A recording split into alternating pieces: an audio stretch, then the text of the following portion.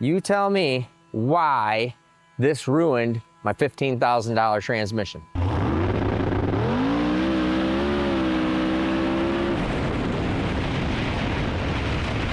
We're getting really close to going and testing with the better half Camaro. When aliens land, if they land, it's gonna be small block Chevrolet powered. Yeah.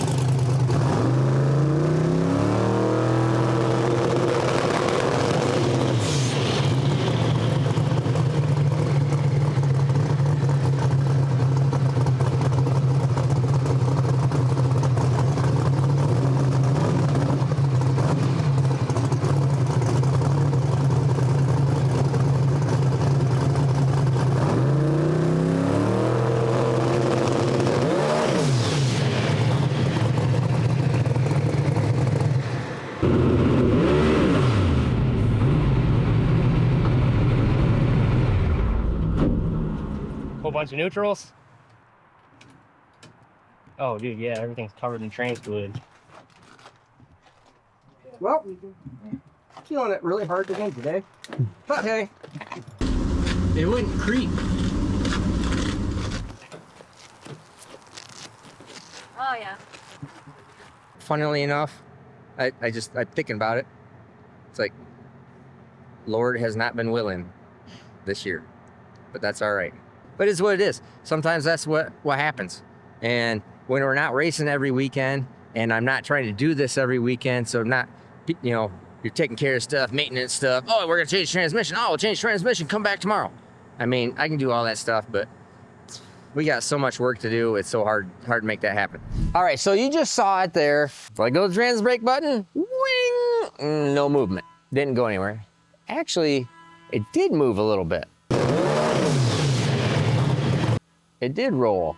So I call up Rosler and I go, hey Johnny, I said, check this out, see what it is. He goes, well, that's not very normal that it rolls like that. And I go, okay. And because Johnny and Carl are like next level smart on transmission stuff, right? So they've seen everything. And they go, okay, cool. And I said, oh, by the way, I said, you gotta look at my transmission fluid. He goes, well, where's all the water coming from? Then he explains to me, this is fascinating, I did not know this. And a lot of you probably do know this. What happens when water gets in your transmission fluid? So he tells me, he goes, and this is Monday, this is almost a week old. The water does not separate out of transmission fluid. Okay, this has just been there for a week. It does not separate like oil separates from water. Don't know why. But as soon as water gets into the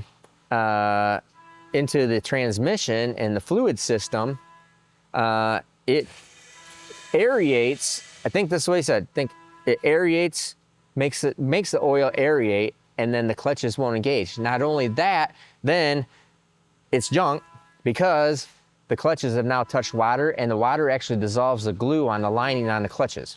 The car's cold and goes in gear, does everything, feels totally normal, just like it did going up to the starting line. Then you do the burnout and it's fine. Back up, pull it forward, go on the two-step, and the first thing I noticed was it went whoop, whoop, whoop, whoop. I mean, like fast. And I'm like, and I thought about it in the car because I'm thinking, wow, that's really fast. What's going on there? That's weird. And then it wouldn't bump. That was cue number one. It would not bump. Why would it bump? Because there's no engagement in the transmission. Some reason, whatever all goes on in there, it disassociates itself or whatever you want to say. Clutch no engagey, okay? And it does this on stock vehicle too. If you go put half a cup of water in your transmission on your mom's Toyota Camry, as long as it's not stick shift, after it gets up to temperature, it will no longer drive forward or backwards or anywheres. Then when it cools down, it'll re-engage, but then as it heats up, it'll lose all its engagement again. This is what I've been told from transmission people and other racers that know what they're talking about, more so than me. All right, so back to Rosler, and then he says, well, how does your system, is your oil cooler in your radiator or something? Because that's normally what happens. No, absolutely not. Come here, look at it. This is the transmission cooler. It is in no way, shape, or form, anywhere, anyhow, any way attached to any water. There is no water in the system, nowhere. Here's how it happened. We were made 2 passes before this. That was the 3rd attempt at the pass. Okay, the first 2 attempts were just aborted, no big deal. The 3rd attempt of the pass, so we've gone 2 passes. I've not cooled the transmission down at all. This transmission is hot. This transmission is over 200 degrees, about 220 by this point. So I go to hook up my transmission cooler right here, and this fitting right here has gone bad, and I couldn't get the fitting to go in there. We tried. I had Kyle try it, and then I tried again. It's like, oh my gosh, this sucks. I've rented the track. I want to go make passes with this thing. We're here right now. Nobody else is here. The track is empty. And I go, so I talked to the guys at the track. I go, can I get a bag of ice? And so I put a bag of ice on here. So that is the only thing I did. So let's look at it here, all right? So here is your question, all right? And we're gonna answer what the actual answer is later on in the video. But right now, the first 5 people that get this correct and tell me exactly what happened, why and how putting a bag of ice on here got water into the transmission, the first 5 people to guess this correct, I'm gonna send you a shirt, no charge, all right? You get the choice of shirt that you want, no charge. It is exactly like this, okay? Converter in, pretend the engine is on, this is exactly, and pretend that there's a drive shaft off the yoke here, okay? Because this all matters. So, you tell me, this is the puke tank right here.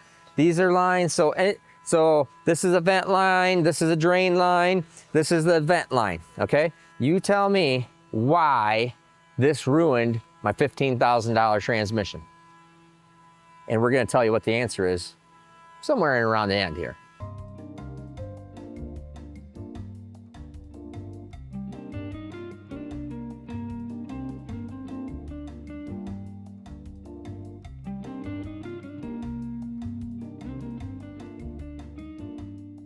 All right, really big news. The brand new thing that's coming up is on the Above Average Joe, small block Chevy right here. But first, let me show you exactly where we're at. I really want to see if we can make a little bit more out of this thing. More than, how much did they make? 465? More than 465? All right. Yeah. So I'd like to do a carburetor change. You got your nice racy carburetor. I think we'll give that a shot. And I also got another intake manifold, single plane. See if maybe we can get a little bit more on the top end. Let's re-baseline this thing real quick and get the base again, make sure everything's all up to snuff. All right.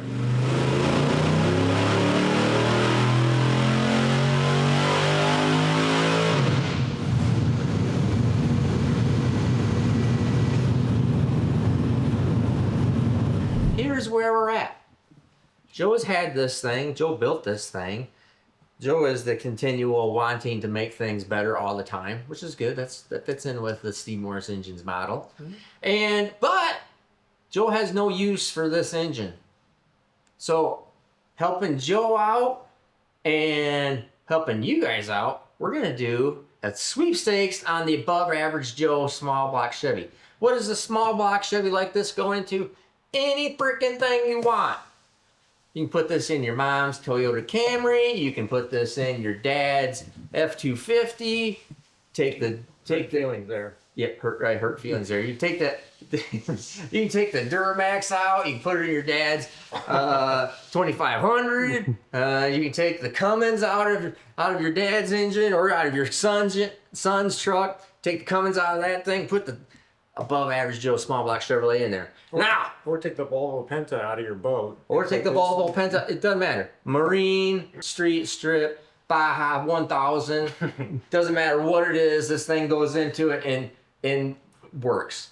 So we're going to be giving this thing away.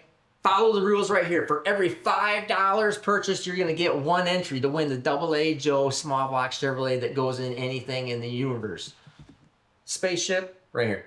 Probably when aliens land, if they land, it's going to be small block Chevrolet powered. Yeah. It probably will be. It'll probably be powered by small block Chevrolet. You think it's like fusion or some kind of weird bullcrap stuff? No. Small block Chevrolet powered spaceships. It's the only thing that's logical. Makes sense. Yeah. Yeah. We're going to be doing a lot of things with this thing. Right now, we're doing an intake manifold swap. So let's see what the intake manifold swap generates for more horsepower. Then we're going to be doing some other stuff, probably including this nitrous, possibly. I think we're going to get Bill from Old Man's Garage up here to come up and do some stuff too. So every week we're going to be doing something different. This week we're going to be putting the new single plane intake manifold on and showing you all that. So keep tuned because that's what we're going to do right freaking now. But first, let's go over and look at what we have for just some of the things we have that you can buy. You're going to be shirts like the AA Joe shirt. Ta-da! Just like there. This new shirt, call it Steve Morris Classic. All right. We have AN wrenches back. We're going to have a lot of other things here that are going to be coming up, including a brand new wagon shirt. We're going to have a brand new Kyle Morris shirt. Maybe have something coming up for the wife. We'll see. But we have lots of cool stuff. So make sure you go, and if it isn't there right now, you can always get the gift card, or you can just wait a little bit. This thing's going to end October 20th, so you got quite a while to go, and we're going to have a bunch of cool stuff. But right now, Joe's going to get it taking this intake manifold off and starting to do the swap over on this so we can run it. Hunting for more power. Hunting for more horsepowers. We are up to 487 horsepower. We're obviously looking for over 500 horsepower. And that makes a fast spaceship at 500 horsepower. Those are the ones that get here faster. Well, the slower ones, they're not modified. They're powered by. They're below average, Joe. Yeah. All right. Let's get at it, man. Make sure you go in, get all your entries, because it's gonna be sweet. Good. Oh, crud! Before we do this, let's talk about all the previous other giveaways that we've done. Now, we've done the Bob George won the very first Big Block Chevrolet giveaway we did a few years ago. The Sugar Mama car, we gave it away to Les right here. Now, what happened with the Sugar Mama car? Well, after Les was driving it, and he just kind of determined that it was not the car for him, and he offered it back to us to buy it. We bought it back from him. So he won it. He got all of it. He got all the money and everything associated with it, and sold it back to us, so we got it. So now Caitlin, my daughter Caitlin, is driving it. Then the next one is the Trailblazer, my own personal Trailblazer. Now Joe won that right here. He came and picked it up. The one that seems to be forgotten here or people didn't see is the Dream Engine giveaway, the 454 Whipple Supercharged LS right there. All right, Steve Maggard won that. Now, he didn't come up to pick it up, but we did announce it. We did do all those things, but we didn't do a good enough job of announcing all the winner giveaways previously. We're going to make sure that we do a better job of doing that. So here is the next one, the Above Average Joe Small Block Chevrolet. Now let's go over what happened with this thing. Why and how did this transmission get water in it from putting a bag of ice on top of it? All right, did you get it right? Let's see. Now, first off, no, there is no leaks. Water running off the bag did not get into the transmission at any point because there is an open hole, orifice, gasket, whatever. It did not happen that way. It did not happen because the bag that I had on here actually was a 20-pound bag, so it was like this, all right? It didn't go through any fitting. It didn't go through any little secret spot. Didn't do anything like that. There's one thing, let's remember, transmission's 220 degrees. Put a bag of ice on top of it. Okay, maybe it condensated internally in the transmission. So we're processing that, Rosler and I are talking about it, and it's like, how is that even possible? It's the only thing that seems probable. How would this work? Oh my gosh, I can't believe it. What is going on? And I'm just shaking my head because it's like, how could this possibly be? Oh man, maybe it dropped 3 droplets of water in there and that did it all. No, okay? Because I did put water in it, it's sealed, it was sealed, it never wasn't sealed. I couldn't get it to work, I couldn't get it to connect, that's what the problem was. But if you notice, it is showing you exactly what happened right this very second. So this is an entirely sealed system, okay? There's no air leakage through the tail shaft, otherwise it'd be pouring oil out of it, right? We know what happens when there's no seal in the converter, because that blows out and totally fogs out the car and makes me almost hit the wall again. So the key word is sealed, right? So this is, think of this as your surge tank in the radiator of your car. Stock, not race, stock. So the purge tank, fill tank, puke tank. How does that actually work? When it gets hot, it blows oil, or in a radiator system, when it gets hot, it forces water into the surge tank, it stays there, and then when it cools down, it sucks the water back in. Now, where is it the only vent spot at in this transmission? That's where you had to pay attention and look at it really close. Right here. This is the vent. Here is the vent line. What is the vent line in right at this very second? Water. 220-degree transmission. Throw a bag of ice on it. The ice melts even faster than what it's melting now. We went up to work on my daughter's car, so this bag of ice is on it for about 35, 40 minutes or so, pretty much all gone. Go up to grab the transmission, sweet, yeah man, it's cool, all right, good, all right, awesome. Hey, we need to get all the water out of the drip pan, because this is the pan that's in the car. This actually is in the car. This is exactly the way everything is. When this cools down, just like the radiator in your car, it sucks the water back out of the tank. So it sucks up from this line into here, down to here, right back into the transmission. Exactly the way it does in your car and its radiator system. The stupidest of things. I put a bag of ice on the transmission. It fills the tray up with water. Because it's a sealed system and this is the only vent, it sucked all the water, or sucked water, back into here, which is draining.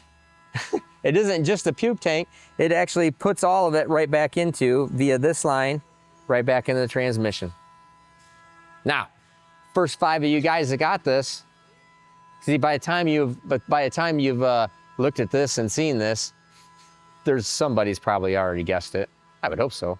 So, the first 5 of you guys that have gotten this thing, make sure I'll try to contact you. You have to get a hold of me, send me an email or something, and we'll talk about what shirt we're going to send you. But one more way of screwing something up. Ain't it something? All right, now let's get back over there to the Above Average Joe giveaway. You're going to want to get on that thing. It is really cool, and we're going to continue building, updating. It's going to be really neat. So make sure you get in on that thing.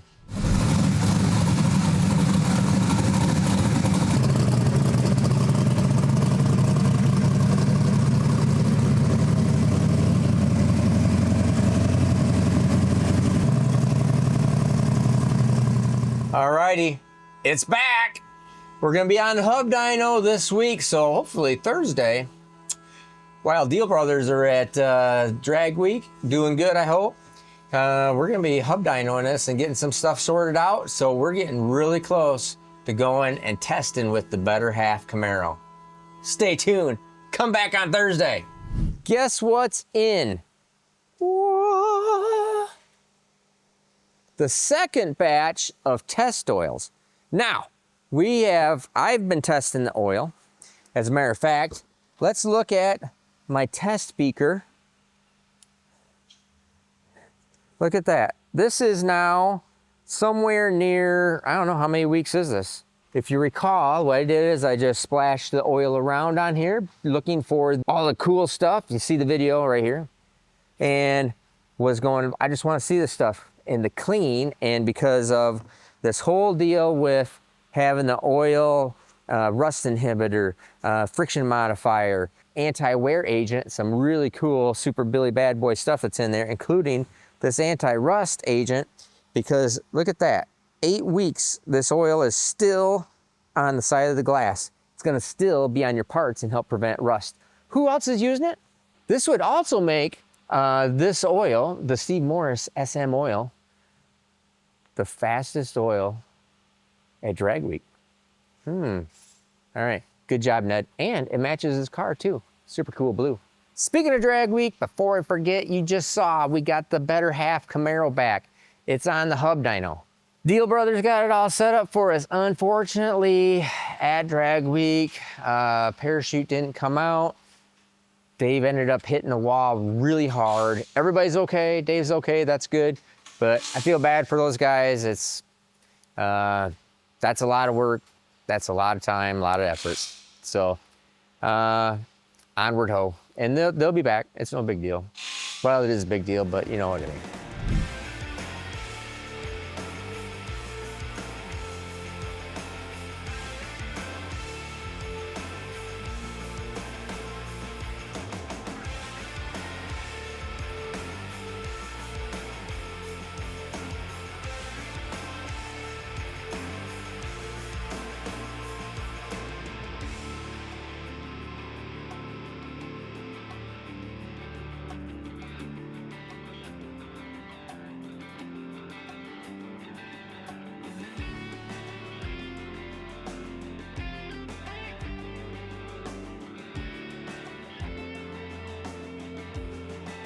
Fire in the hole!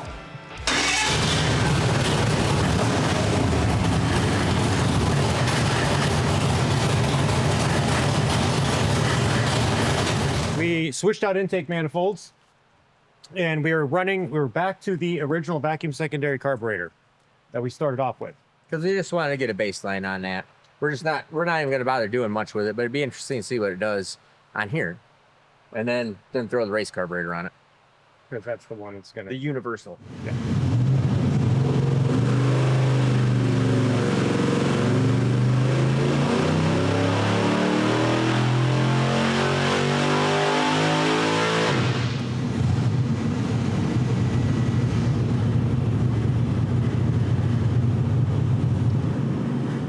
That carburetor with the dual plane. Look at that. Wow. It does exactly what you'd figure it would do. Kills all the mid-range and low-end torque. Yeah, look at that. So 503 foot-pounds of torque versus 466, so almost 40 foot-pounds of torque less. Wow. And it did not do anything of that. But ends up the same, yeah. And let's see where we're at. It might be seeing the carburetor a little bit different. Yeah, it's rich. It's richer. So I mean, it could come around. It could pick up a little bit, but it's definitely just does exactly what you think it would do. So now let's put on the race carburetor. We might just do a little bit of tuning on it and see what it'd be. But that's pretty interesting. We give it all things said and done. So let's do an average on this thing. So average 450. 442. So down on the average, which you would figure. Interesting. Yeah, this at this point it would not be worthwhile doing, but we're not going to spend a bunch of time on this one. Let's put the race carburetor on there, and then we could put the spacer on or do whatever you want to do.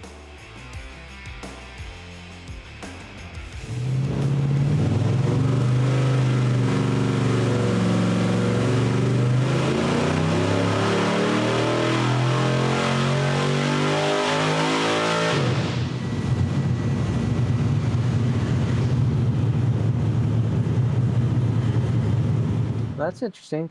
So previous best with the Universalist carburetor.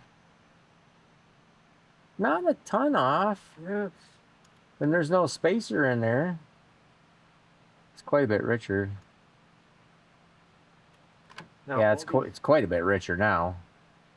So all these other tests were done with a spacer on Yeah, the other. go put the spacer in. So Put the spacer on it. We'll be done with this test, I think, pretty close. Onward to the next round of testing. We'll see what the spacer picks up. I think it could end up picking up some power. We're not too far off here. If it made like 490-ish, I think that would be pretty good.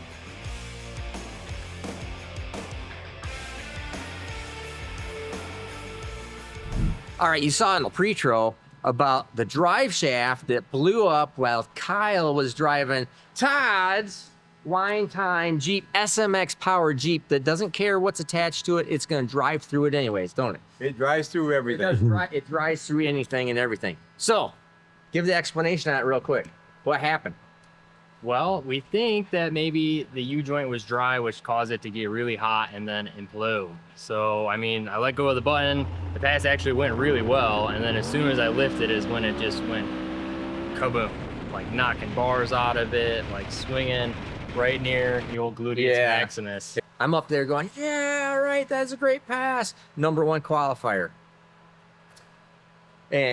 But I heard it at the big end of the track. Thought, that doesn't sound right. Todd, he was so far back, he couldn't hear crap. I was just glad it made a straight pass. It was the fastest pass. He's scooter bound right now, which is why Kyle was driving his truck. And then it takes forever to get back. And when it got back, I went, oh my gosh, that was it. You'll have to see it, but it could have been astronomically bad. So Lord willing, thankfully it wasn't. Like I said, you want to see more about that whole thing, it is pretty amazing. You can see the passes, you can see everything that goes on with it on Kyle's channel on Wednesday. So make sure you go over there. And Wine Time is officially taking donations for help on repairing the carnage of I'm Drive kidding. shaft explosion. Drive shaft explosion. So there's going to be some updates and a couple little changeovers on that thing, including the carbon fiber drive shaft, because the carbon fiber drive shaft just would have disintegrated and not been flailing. So anyways, make sure you go watch that.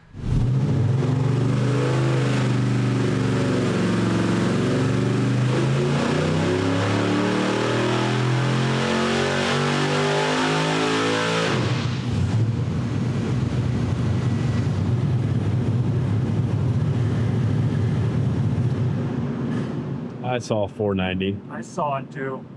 Yeah, it's a little off, but not a ton. So that's 392, 8 horsepower off there, and just a little bit better out here. Now, is this spacer, no spacer, or is this? This is spacer, no space. This is Spacer. spacer, single, the spacer, dual. Gotcha. Okay. All right. Yeah, that's actually pretty interesting. Yeah, pretty close. I mean, I think we could probably make it better, but Still seeing interesting. Gets a little richer up here, a little leaner down here. Interesting. It's making the carburetor work differently. It's a little richer up here at the top, just a tick leaner down here. So it actually has changed the fuel curve some. We could probably work on the high-speed lean out or something, probably make a little more horsepower, but all things said and done, not much difference. No. I would Probably not still worth put the doing. dual plane in it Yeah. versus the single for exactly where it's at. Yep.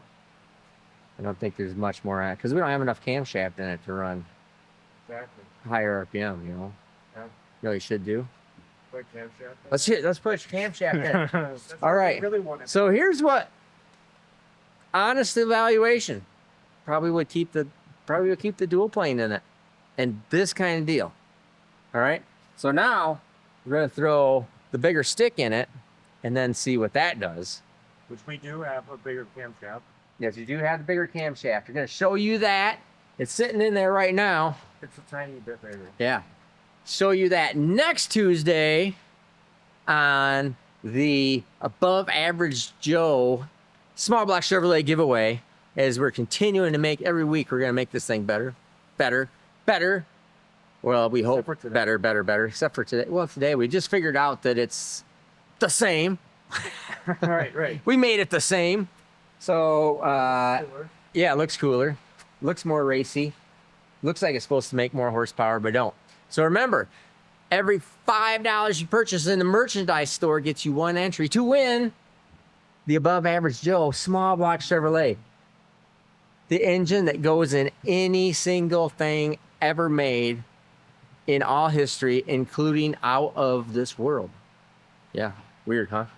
So anyways, make sure you go look at it. Get a shirt, Double A Joe shirt. Woo. Comes in tan too, cream. Yep, comes in cream. Steve Morris Collection shirt. Like, subscribe, leave your comments. See, you're supposed to have a bunch of comments on here about the whole transmission thing. See who won all that. Have a great day.